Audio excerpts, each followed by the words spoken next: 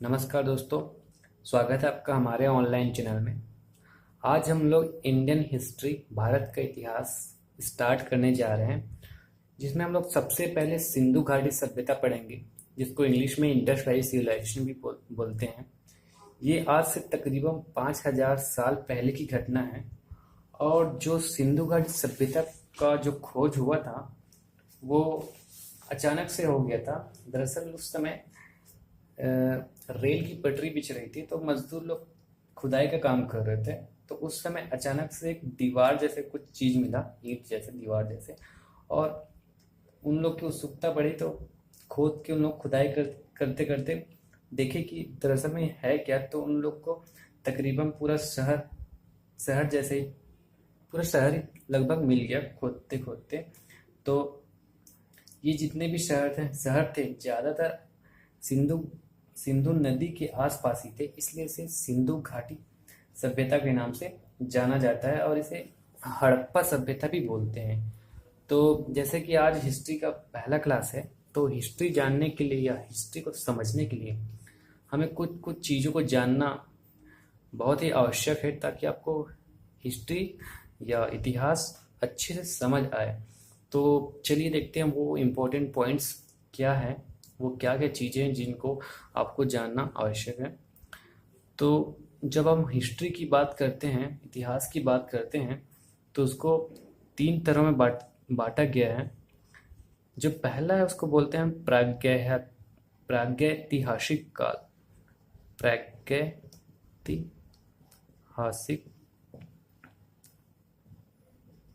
काल, ये पहला हो गया। दूसरे को बोलते हैं हम लोग आद्य ऐतिहासिक। और जो तीसरा हो गया उसको हम लोग बोलते हैं ऐतिहासिक काल।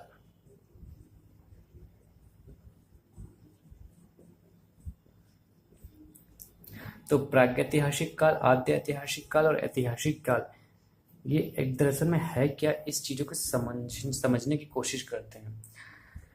प्रागैतिहासिक काल किस काल को बोलते हैं?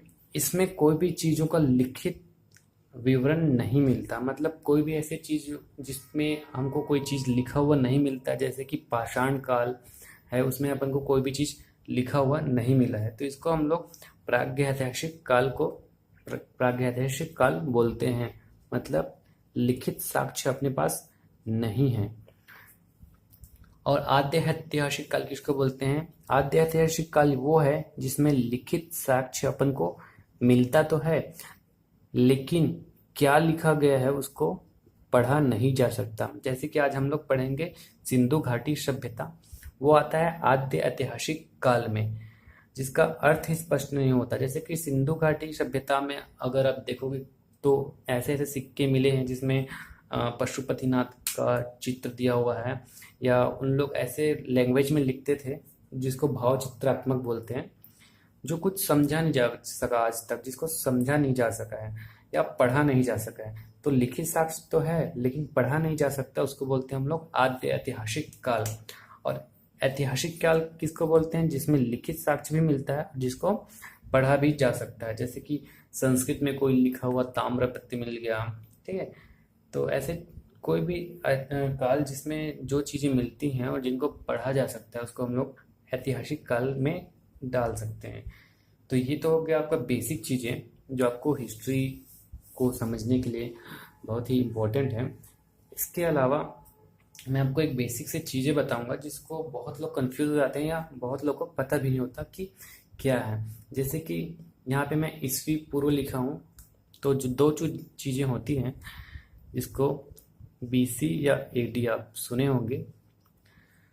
तो बीसी को बोलते हैं बिफोर क्रिस्ट और एडी को बोलते हैं आफ्टर डेथ, या इसको हिंदी में बोलते हैं ईस्वी पूर्व, या इसको बोलते हैं ईस्वी।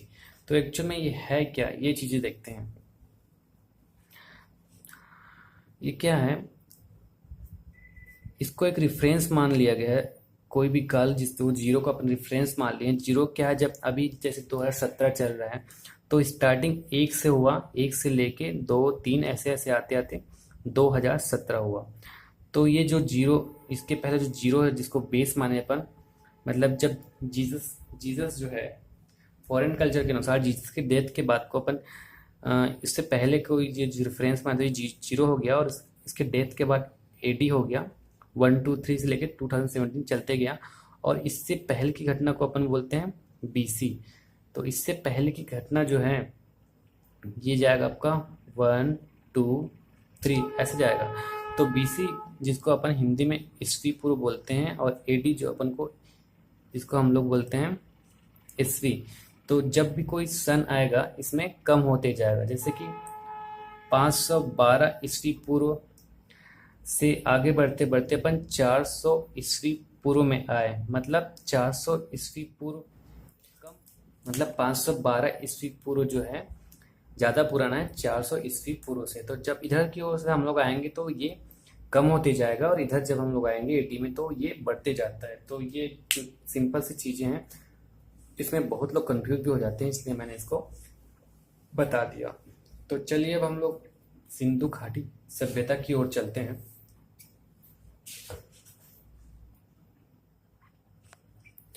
तो अपन देखते हैं अब सिंधु सभ्यता का जो नामकरण है, सिंधु घाटी सभ्यता जो है आज से 5000 साल पुरानी है, जो स्टार्टिंग इसका मानते हैं 2300 ईस्वी पूर्व से 1750 ईस्वी पूर्व तक माना जाता है। और सिंधु घाटी सभ्यता को हड़प्पा या कांस्य युगीन सभ्यता बोलते हैं। तो जो इसका नामकरण हुआ है सिंधु सभ्यता, इसको क्यों बोला जाता है, हड़प्पा सभ्यता इसको क्यों बोला जाता है, कांस्य युगीन सभ्यता इसको क्यों बोला जाता है, ये जानते हैं। तो सबसे पहले देखते हैं कि सिंधु सभ्यता इसको क्यों बोला जाता है। सिंधु सभ्यता इसको इसलिए बोला जाता है कि सिंधु सभ्यता जो सिंधु घाटी सभ्यता में जब खुदाई किए तो सबसे ज्यादा जो नगर मिले वो सिंधु नदी के कारण मिले। तो सिंधु नदी के कारण जितने भी नगर मिले तो सिंधु नदी के कारण को सिंधु सभ्यता बोलते हैं। जो नदी था वो सिंधु नहीं था, सॉरी, वो सिंध नदी था। तो सिंध नदी के आसपास जितने भी नगर, सबसे ज्यादा नगर मिले, इसलिए इसको सिंधु सभ्यता बोलते हैं। हड़प्पा सभ्यता इसलिए बोलते हैं कि जब खुदाई हुआ तो सबसे पहला जो नगर मिला था, सबसे पहला नगर, फर्स्ट सिटी बोल सकते हो आप, वो था हड़प्पा, इसलिए इसको हड़प्पा सभ्यता भी बोला जाता है। कांस्य युगीन इसलिए बोला जाता है कि जब खुदाई किया गया तो यहाँ पे पीतल व कांसे के बर्तन और औजार सबसे ज्यादा प्रयोग में हुआ था, मतलब सबसे ज्यादा पीतल और कांसे का जो बर्तन है मिला, इसलिए इसे कांस्य युगीन सभ्यता भी कहा जाता है। तो इसको 3 नाम से जाना जाता है, सिंधु घाटी की सभ्यता, हड़प्पा सभ्यता, या आपका हो जाता है कांस्य युगीन सभ्यता। तो ये हो गया इसका नामकरण। अब सिंधु घाटी सभ्यता के बारे में कुछ इंपॉर्टेंट फैक्ट्स पढ़ लेते हैं। सिंधु सभ्यता की खोज जो किए थे वो राय बहादुर दयाराम साहनी ने 1921 में, राय बहादुर दयाराम साहनी ने 1921 में किए थे। और सिंधु सभ्यता शब्द का जो जिन्होंने सबसे पहली बार प्रयोग किया था वो है जॉन मार्शल पुरातत्वविद ने सबसे पहले बोला सिंधु सभ्यता शब्द को। लिपि जो थी यहाँ की वो भाव चित्रात्मक है, और जो लिखी जाती थी बाएं से दाएं, जैसे हम लोग लिखते हैं बाएं से दाएं, वैसे ही इन लोग लिखते थे। क्षेत्रफल यहाँ का था 1299600 किलोमीटर स्क्वायर, और जो संपूर्ण क्षेत्र था वो त्रिभुजाकार था, ठीक है, मतलब ट्रायंगल के शेप में था। और समकालीन सभ्यता मतलब इस काल में कौन कौन सी सभ्यता थी उस समय, तो वो था एक मेसोपोटामिया और मिस्र की सभ्यता, और चीन की सभ्यता को भी कभी कभी मान लिया जाता है कि इसके समकालीन सभ्यता ही थी। और इन लोग का जो मुख्य व्यवसाय था, देखते हैं इन लोग का मुख्य जो व्यवसाय था, तो कृषि में कपास, बोलते हैं कि सिंधु घाटी की सभ्यता के जो लोग थे कपास उगाने वाले संसार के प्रथम थे। और यूनानी लोग जो है कपास को सिंडोन कहते थे, तो कुछ लोग बोलते हैं कि सिंडोन से ही इसको सिंधु घाटी सभ्यता के नाम से भी जाना जाता है। और यहाँ की जो मुख्य फसल थी गेहूं और जौ ही जो था मुख्य फसल था। चावल का प्रयोग नहीं इन लोग करते थे, लेकिन चावल के प्रमाण रंगपुर और लोथल में चावल के प्रमाण मिले हैं। पशुपालन इन लोग करते थे, जिसमें से बैल, गाय, भैंस, बकरी इत्यादि होते थे। घोड़ा जो है, ये इम्पोर्टेंट क्वेश्चन जो है कि सिंधु घाटी सभ्यता में कौन से पशु के प्रमाण नहीं मिले हैं, तो वो है जो घोड़ा जो है उस समय नहीं उपयोग में किया जाता था। तो ये जो है इम्पोर्टेंट चीज़ें हो गई हैं आपका। और धातु जो इन लोग यूज़ करते थे वो उसमें से तांबा और पीतल कांसा ये था, और लोहे का ज्ञान इन लोग को नहीं था। सिंधु घाटी सभ्यता में लोहे का ज्ञान नहीं था। और मापक जो इकाई थी इन लोग का वो 16 के अनुपात में था, मतलब 16, 32, 64। 16 के जो इंटू होता है वो 16 के पहाड़ में जो भी आता है वो माप का इकाई इन लोग का था। और जो मुहर था, मतलब सिक्के जो होते थे वो चौकोर होते थे और सेल खड़ी से बनी होती थी। ये क्वेश्चन कभी कभी पूछा जाता है कि मुहर किस चीज से बनी होती थी, तो सेल खड़ी से बनी होती थी। आकृतियां जो है मुहर में बने होती थे पेड़ पौधा या देवी देवता, और उसमें जो था कुबड़ वाला सांड अत्यधिक पाए गए हैं। कुबड़ वाला सांड, गाय का चित्र नहीं मिलता, चांदी के प्रयोग के साथ नहीं मिलते। और इन लोग का धर्म के बारे में पढ़ते हैं, देवी देवता क्या था। तो धर्म या देवी देवता जो है इन लोग की जो सबसे प्रिय देवते वो पशुपतिनाथ माने जाते हैं। और मातृदेवी धरती माता की भी इन लोग पूजा करते थे। पशु बलि, मूर्ति पूजा, जादू टोना, ताबीज का प्रयोग और मंदिर का निर्माण तो इन लोग नहीं करते थे। पतन के कारण कुछ लोग मानते कि बाढ़ के कारण, इसमें से है मैक एवं मार्शल, इन लोग मानते हैं कि बाढ़ के कारण इन लोग का पतन हो गया। कुछ लोग मानते हैं कि आर्यों के आक्रमण से इन लोग का पतन हो गया, किंतु पतन के लिए किसी भी एक कारण का उत्तरदायी नहीं माना जा सकता। अब हम लोग देखते हैं कि सिंधु घाटी सभ्यता के जो मुख्य नगर हैं उन लोग का खोज कौन से सन में हुआ और किन किन लोगों ने इसको किया है। तो ये हो गया आपका मुख्य नगर। इनमें से पहला हो गया हड़प्पा, दूसरा मोहनजोदड़ो, चन्हूदड़ो, कालीबंगन, लोथल, बनावली, धौलावीरा, ये सारे नगर। हड़प्पा जो है रावी नदी के तट पर है और इसकी खोज हुई थी 1921 में दयाराम साहनी। मैंने आपको बताया था कि सबसे पहले हड़प्पा नगर है, इसका खोज हुआ था, इसलिए इसे हड़प्पा सभ्यता भी कहा जाता है।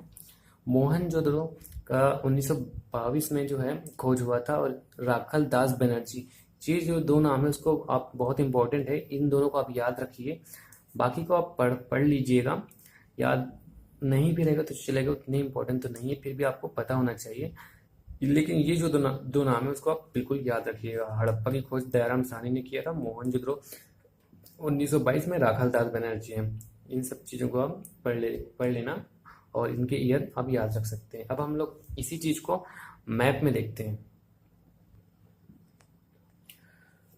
अब हम लोग देखते हैं कि सिंधु घाटी की सभ्यता थी वो कहाँ से कहाँ तक फैला था। तो नॉर्थ में मांडा, जम्मू तक फैला था ये, और दक्षिण में अगर बोला जाए तो दैमाबाद, महाराष्ट्र साइड इन लोग का था, और यहीं से तांबे का रथ प्राप्त हुआ है दैमाबाद से। और इधर पश्चिम में देखें तो सुरकोतड़ा, इसको बलूचिस्तान हो गया, इसको सुकांगेडोर है, इसका एक्चुअल में बलूचिस्तान में है। और इधर ईस्ट में है आलमीरपुर, मेरठ। अब हम लोग मैप में देखते हैं कि इंडिया का मैप हो गया, ये है भारत का मैप। ये जो मैप अगर आप नहीं देखे तो प्लीज़ क्लास 1 में मैं इंडिया का मैप जो है अच्छे से बताया हूँ कि कौन कौन सा राज्य क्या क्या है, ठीक है, तो वो आप क्लास देख सकते हैं। तो हम लोग देखते हैं कि कौन कौन से नदी के किनारे कौन कौन सा सिंधु घाटी की सभ्यता के जो नगर है वो पाए गए हैं। तो ये हो गया आपका सिंध नदी, ठीक है, सिंधु नदी बोलते हैं इसको। तो इसमें एक आपका इस नदी के किनारे मोहनजोदड़ो नगर है, और एक हो गया आपका चन्हूदड़ो, ठीक है।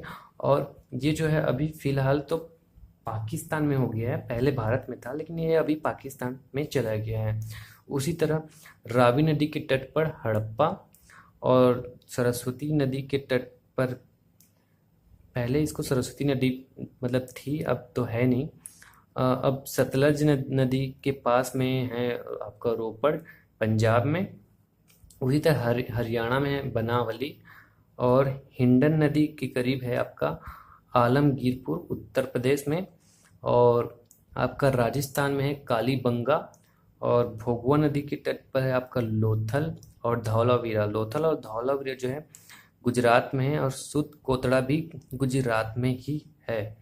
तो लोथल जो है आपका सिंधु घाटी सभ्यता का वो है पोर्ट था, मतलब आपका जहाज जहाँ रुकता है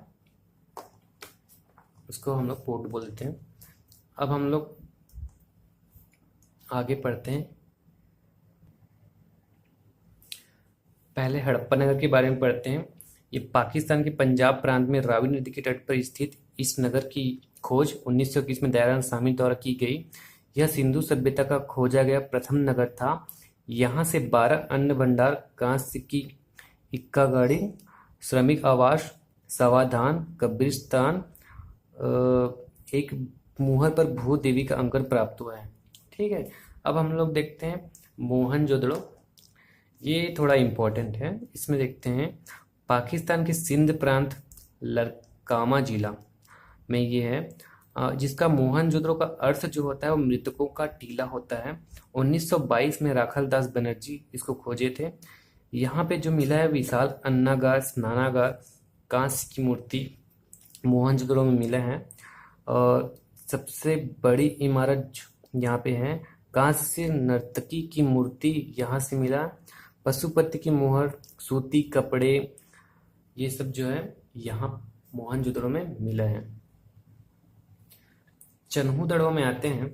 पाकिस्तान के सिंध प्रांत में सिंधु नदी के तट पर स्थित है ये। खोजकर्ता 1931 में ननी गोपाल मजूमदार। यहाँ क्या क्या मिला वो देखते हैं। एक गुड़िया मिला है, मनके बनाने का कारखाना मिला है, और सिंधु सभ्यता का ये औद्योगिक नगर था। अब हम लोग आते हैं कालीबंगन में। राजस्थान के घग्गर नदी के तट पर था ये। खोज इसका 1953 में लाल एवं घोष ने किए हैं। यहाँ जो मिला वो इम्पोर्टेंट है दोस्तों। आप हर शहर का जितने भी सिंधु घाटी की सभ्यता के सिटीज़ है उसमें कौन कौन सी चीज़ मिली है वो आप याद रखना। वो चीज़ बहुत ही ज़्यादा इम्पोर्टेंट हो जाती है एग्जाम पॉइंट ऑफ व्यू से। तो कालीबंगन में जो मिला है वो जूते हुए खेत मिले हैं। अब हम लोग आते हैं लोथल में। लोथल के बारे में हम लोग पढ़ते हैं। लोथल गुजरात प्रांत के भोगवा नदी के तट पर। खोज 1954 से 55 में रंगनाथ राव ने, और सिंधु सभ्यता का बंदरगाह था ये। और इसमें क्या क्या मिला है, ये तो एक बंदरगाह हो गया, और यवल, समाधान, फारस के मोहर, अग्नि पूजा के प्रमाण, धान की भूसी वगैरह यहाँ पे मिला था। बनावली जो है हरियाणा के हिसार जिले में है। खोज इसका आर्यत विस्ट ने किए हैं। और यहाँ जो मिले हैं वो है पहला मिट्टी का खिलौना और उन्नत किस्म के जौ। अब आते हैं हम लोग धौलावीरा में। गुजरात प्रांत के कच्छ जिले में जो है धौलावीरा है, और खोज इसका 1990-91 में हुआ था। सबसे बड़ा नगर है ये, आप याद रखना कि सिंधु घाटी सभ्यता का सबसे बड़ा नगर जो था वो धौलावीरा था। और सिंधु लिपि का सबसे बड़ा साक्ष्य और उत्तम जल निकासी व्यवस्था जो थी वो धौलावीरा में था। अब इसके बाद हम लोग कुछ और इम्पोर्टेंट चीज़ें देख लेते हैं। जो नगर था वो बहुत सुनियोजित ढंग से बसाए गए थे, और सिंधु घाटी सभ्यता था वो पूरा नगरीय सभ्यता थी। गांव सभ्यता, ग्रामीण सभ्यता नहीं थी, पूरी तरह से नगरीय सभ्यता थी।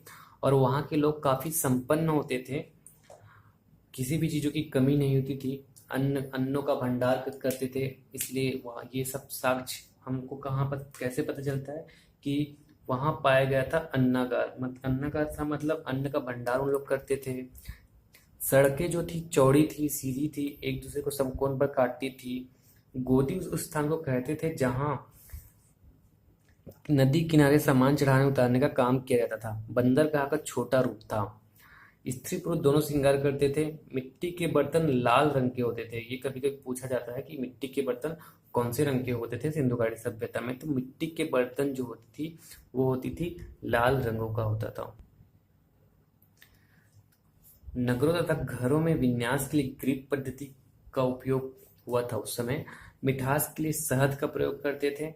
मेसोपोटामिया के अभिलेख में सिंधु सभ्यता को मेलुहा मेलुहा बोलते थे इन लोग, मेसोपोटामिया के लोग। ये इंपॉर्टेंट क्वेश्चन है। स्वास्तिक चिन्ह हड़प्पा की देन है।